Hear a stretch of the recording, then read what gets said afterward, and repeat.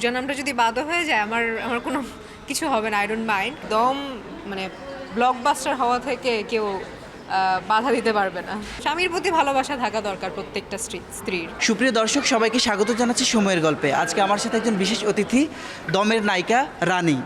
তাকে আপনারা অনেক বছর ধরে চেনেন। পূজা চেরি, কেমন আছো? এই তো খুব ভালো। দমের নায়িকা না, দমের রানী। দমের রানী একদম।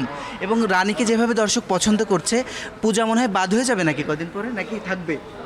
আমি যদি বাদও হয়ে যাই, পূজা নামটা যদি বাদও হয়ে যায় আমার আমার কোনো কিছু হবে না, আই ডোন্ট মাইন্ড। কারণ রানী হচ্ছে এমন একটা ইমোশন, রানী এমন একটা ইমোশনের নাম। রানী কিন্তু একটা ব্র্যান্ড হয়ে গেছে, লিটারালি একটা ব্র্যান্ড হয়ে গেছে। তো খুব ভালো লাগে রানী, রানী নামেই যদি আমাকে ডাকে খুব ভালো লাগবে। একটা ভালো জিনিস হওয়ার জন্য তো অনেক কিছুই দেখতে হয়। একটা ভালো গল্পও দেখতে হয়, ভালো ডিরেক্টর দেখতে হয়, অনেস্ট থাকতে হয়। সো সব কিছু মিলিয়ে ফুল প্যাকেজ হচ্ছে দম।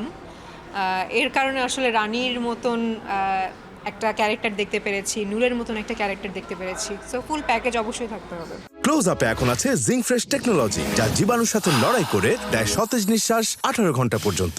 দর্শক সবাই মুগ্ধ। যে আমাদের চাওয়ার কোনো শেষ নেই। তারপরে যতটুকু পেয়েছি খুব ভালো পেয়েছি সারা, এবং এই সারা যদি বহাল থাকে আমার কাছে মনে হয় দম মানে ব্লকবাস্টার হওয়া থেকে কেউ বাধা দিতে পারবে না। অনেক গ্যাপ নিয়ে একটা ছবি দর্শক এত পছন্দ করছে, আগামী কিছু আমরা জানতে পারবো? এই যে দম নিয়ে যেরকম মানুষ সারপ্রাইজ হয়েছে যে দম সিনেমায় নায়িকা হচ্ছেন পূজা চেরি, এরকমের নেক্সটে অবশ্যই, যেহেতু দমের মতন একটা কাজ করতে পেরেছি, সো অফকোর্স দমের এই ধারাবাহিকতাটা বজায় রাখার জন্য আমার দম থেকেও বেটার কিছু করতে হবে। সো সারপ্রাইজ অবশ্যই দিব, ভালো কিছুর সারপ্রাইজ অবশ্যই। সিনেমাতে ওই যেটা বলছিলাম যে হাজব্যান্ডের উপর প্রচণ্ড ভালোবাসা, রিসেন্ট একটা ইন্টারভিউতে দেখলাম যে হাজব্যান্ড যদি চাই সিনেমাও ছেড়ে দিতে পারি। এই মানসিকতা কেন? আমরা তো আরও বহু বছর দেখতে চাই। আমি তো আসলে কোথাও মেনশন করিনি যে আমি এখনই ছেড়ে দিব।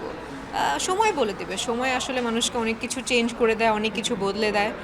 দেখা যাক কী হয়। কারণ স্বামীর প্রতি ভালোবাসা না থাকলে তো আসলে দম হতো না, এবং নূরকেও দেখতে পারতো না, রানীকেও দেখতে পারতো না। সো স্বামীর প্রতি ভালোবাসা থাকা দরকার প্রত্যেকটা স্ত্রীর।